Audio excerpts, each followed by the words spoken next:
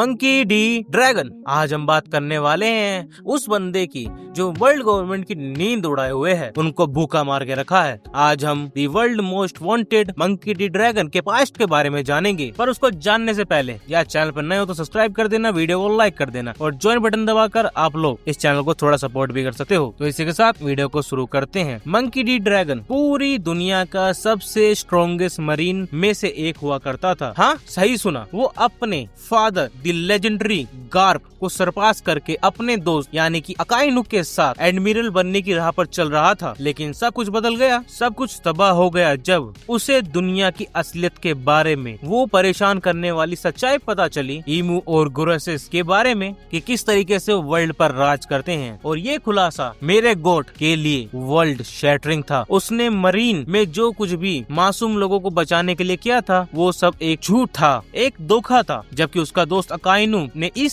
सच को एक्सपेक्ट कर लिया, ये सोचकर कि नेवी कम से कम समुद्र में थोड़ा ऑर्डर लाती है और पायलट को सजा देती है। पर ड्रैगन भाई वो ऐसी ब्लैक एंड व्हाइट रियलिटी में नहीं जीना चाहता था। तो चलो मैं तुम लोगों को मंकी डी ड्रैगन की पूरी मरीन पास्ट की कहानी बताता हूँ, क्योंकि मैंने अभी अभी ऐसी थ्योरी बनाई है जिसमें dragon versus the gold knights और अकाइनु की फाइट होगी। देखो, जो हमारा ड्रैगन था वो मरीन का हिस्सा क्यों था? क्योंकि उसका जो बाप यानी कि गार्प ने उसका पैदा होने से 1 साल पहले यानी 22 साल की एज में मरीन्स को ज्वाइन कर लिया था। ड्रैगन की मदर का ओरिजिन एक मिस्ट्री है, पर कम्युनिटी में एक सॉलिड थ्योरी है कि ड्रैगन की माँ शायद एक सेलेस्टियल ड्रैगन थी या कम से कम किसी नोबल फैमिली से जुड़ी हुई थी। और ये आइडिया कोई बकवास नहीं है, उसका नाम ड्रैगन है, जो सेलेस्टियल ड्रैगन के खिलाफ एक नाम है। इन लोगों ने सिर्फ एक आइलैंड का गॉड नाम होने के कारण पूरे आइलैंड के लोगों को और उस पूरे आइलैंड को उड़ा दिया था। तो सोचो, ये बंदा चलता फिरता अपने नाम के आगे ड्रैगन लगा रहा है, जो उसकी जिसके कारण से जो वर्ल्ड ऑर्डर के खिलाफ उसको एक रेबेलियन पर्सन बना देता है, जैसे वो उसी दुनिया से बगावत कर रहा है जिसमें वो पैदा हुआ था। और अब यहाँ पर मेरी अपनी थ्योरी है कि ड्रैगन हमारा हिंदू भगवान वायु से इंस्पायर्ड है, जो हवा का देवता है, और मंकी गॉड हनुमान का बाप है। जी हाँ, मैं अपने हिंदू माइथोलॉजी की बात कर रहा हूँ। हम सबको पता है कि लूफी हनुमान से इंस्पायर है, like literally monkey D Luffy. तो यहाँ तो कुछ बात करने की जरूरत नहीं है। एंड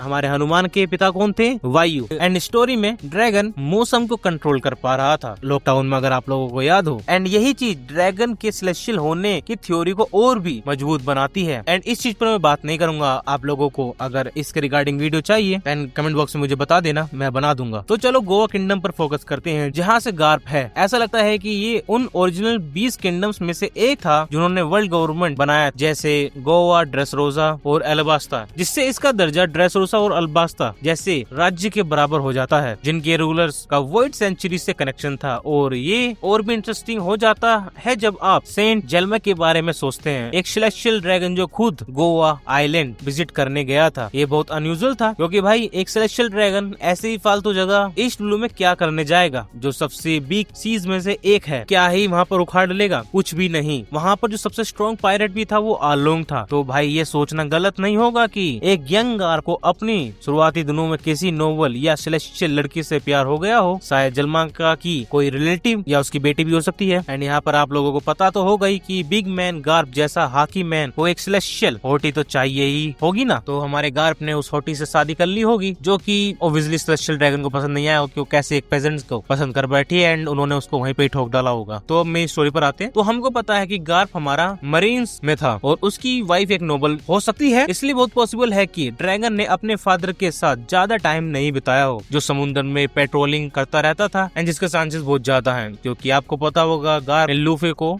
डाकुओं के हाथों छोड़ दिया था। तो वहीं पर ही अपने बेटे को किसी अनजान आइलैंड पर फेंक देना उसके लिए कोई बड़ी बात नहीं होगी। नाउ ड्रैगन ने गोवा किंगडम के साथ क्लास सिस्टम और करप्शन को फर्स्ट हैंड देखा होगा। हाई टाउन्स के नोबल्स की ऐशो आराम की जिंदगी से लेकर गरिया टर्मिनल की गरीबी तक उसने दुनिया की कड़वी सच्चाई को बिल्कुल नीचे से एक्सपीरियंस किया होगा। बचपन की डिटेल्स अभी भी छुपी हुई हैं, पर हम ड्रैगन के सफर के टुकड़े जोड़ सकते हैं। गार्प के दूर रहने के बावजूद कभी कभी गार्प घर आता होगा और अपने बेटे में मरीन वैल्यूज डालने की कोशिश करता होगा, जैसे वो लूफी के साथ करता था। एंड ड्रैगन ने भी अपने पिता का रास्ता चुना, उसने नेवी के इंसाफ पर भरोसा किया और 17 साल की एज में उसमें भर्ती हो गया। एंड ये गार्प का प्राइम का टाइम था। 39 की एज में उसकी legendary battle with Rocks D Xebec के ठीक बाद। और यहाँ पर हमारा गोड वैली इंसिडेंट आता है, जो ड्रैगन को उसके रेवोल्यूशनरी पाथ की तरफ ढकेलेगा। कोबिया स्मोक नौकर की तरह ड्रैगन एक प्रोडिजी था और उस दिन उसने गवर्नमेंट की सबसे डार्क साइड देखी जिसे वो सर्व करता था। गोड वैली असल में सिर्फ एक बैटल ग्राउंड नहीं था, ये एक सीक्रेट टूर्नामेंट का स्टेज था जो हर 3 साल में सेलेस्टियल ड्रैगन होल्ड करते थे। नॉन गवर्नमेंट एफिलिएट्स इस आइलैंड पर होली नाइट्स आते थे और वहाँ के लोगों का शिकार करते थे बस अपने शौक के लिए। ड्रैगन को वर्ल्ड गवर्नमेंट का सच आखिरकार पता चल गया एंड वहीं पर ही गोड वैली के सारे रिकॉर्ड्स मिटा दिए गए, लेकिन ड्रैगन अपनी नोबल नीलियज और गार के करीब होने के कारण उस दिन के बारे में सब कुछ जानने की परफेक्ट पोजीशन में था। उसकी तरह अकाइनो भी वहाँ था, स्पेशली अगर हम दोनों की एज देखें जो सेम है तो मुझे लगता है कि वो वहाँ पर जरूर रहा होगा। जबकि अकाइनो को एब्सोल्यूट जस्टिस गोड वैली इंसिडेंट के लिए रोक्स पायरेट को दोषी मानता होगा, लेकिन ड्रैगन ने वहाँ पर उस चाउस का असली मतलब समझा। उसको लग सकता है कि रोक्स का असली गोल सेलेस्टियल ड्रैगन को डिस्ट्रॉय करना था एंड हमारे ड्रैगन की जो आइडियोलॉजी है वो व्हाइट बियर जैसी ही है, यानी कि जो लोग दबाए गए हैं उनके साथ रहना, उनको लिबरेट करना, समथिंग लाइक दैट। मरीन्स और अकाइनो के लिए रोक्स शांति के लिए खतरा थे, पर ड्रैगन के लिए वो एक सवाल पैदा कर रहे थे कि असली विलन कौन है। गोल्ड वैली में रेवोल्यूशनरी आर्मी के फ्यूचर मेंबर्स पूमा, गिनी और इवोंका पहली बार देखे गए थे। दूसरे मरीन्स की तरह आंखें बंद करने की बजाय ड्रैगन ने उन्हें फ्यूचर में एक वजह दी। गोल्ड वैली इंसिडेंट ने ड्रैगन को पहली बार दिखाया कि दुनिया के असली दुश्मन पायरेट्स या मरीन्स नहीं है, बल्कि वो सिस्टम है जो दुनिया को गुलाम बनाकर उसे पीस कहता है, बेसिकली ईमू। अब गोल्ड वैली के सच जानने के बावजूद ड्रैगन ने एक मरीन के तौर पर मेहनत जारी रखी और 23 साल की उम्र तक रैंक्स में ऊपर उठता रहा। इसी दौरान 3 इम्पोर्टेंट फिगर्स ने नेवी ज्वाइन की, हमारा किजारू, अल्कोजी एंड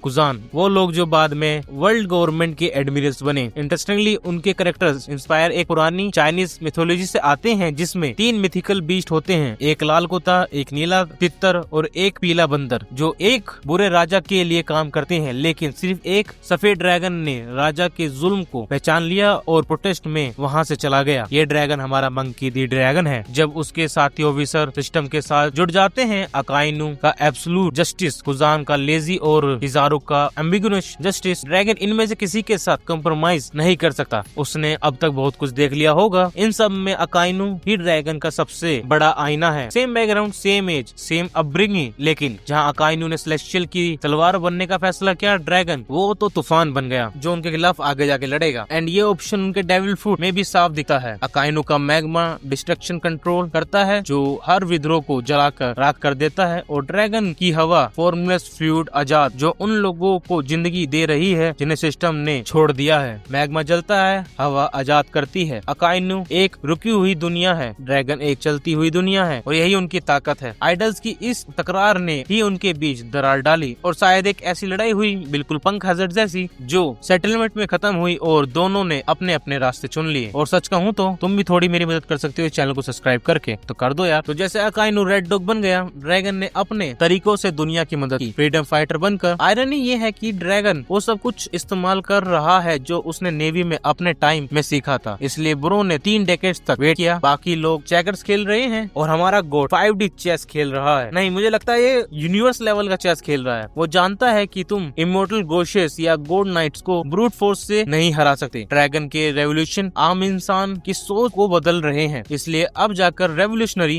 को मेरिस्गुआ पर अटैक करने की हिम्मत हुई है, क्योंकि यहाँ पर मरीन्स फेल्स हुए हैं। अकाइनु के मुताबिक पायरेट्स बढ़ गए हैं, इम्पेल डाउन के कैदी भाग गए हैं, जो कि वर्ल्ड को डिस्टर्ब कर रहा है। लेकिन वन पीस आखिर में एक बैटल शोनेन है, और जब ड्रैगन फाइनली अपनी पावर मांगा में दिखाएगा, भाई वो हर जगह छा जाएगा। तो जैसे उसका बेटा लूफी एक ओजी एडमिरल किजारू से लड़ रहा है और उसको बड़े ही आराम से हराया है, उसका बाप गार्प एक और एडमिरल कुजान से लड़ रहा था और उसको भी कुत्ते की तरह पीट रहा था। ड्रैगन इस ट्रायो को पूरा करेगा अकाइनु के साथ हेड टू हेड जाकर फाइनल स्टेज में। एंड ये देखना काफी आयरनिक होगा कि 2 मरीन जो एक साथ कभी एक हुआ करते थे अब अलग अलग रास्तों पर चल पड़े हैं। और याद है ड्रैगन के ऑफिशियली रेवोल्यूशनरी आर्मी शुरू करने के जंप स्टार्ट भी अकाइनु के ओहारा पर बस्टर कोल बुलाने के एक्शन के कारण हुआ था। अब कंक्लूजन ये होगा कि ड्रैगन का मिशन सक्सेसफुल होगा, वर्ल्ड गवर्नमेंट गिरेगी, पावर लोगों को वापस मिलेगी और स्वॉर्ड यानी नए मरीन्स बनेंगे जो दुनिया को इक्वल जस्टिस देंगे। आपको क्या लगता है मुझको कमेंट बॉक्स में जरूर बताना। वीडियो कैसे लगी ये भी बताना। इसी के साथ मिलते हैं अगले वीडियो में। Thank you for watching.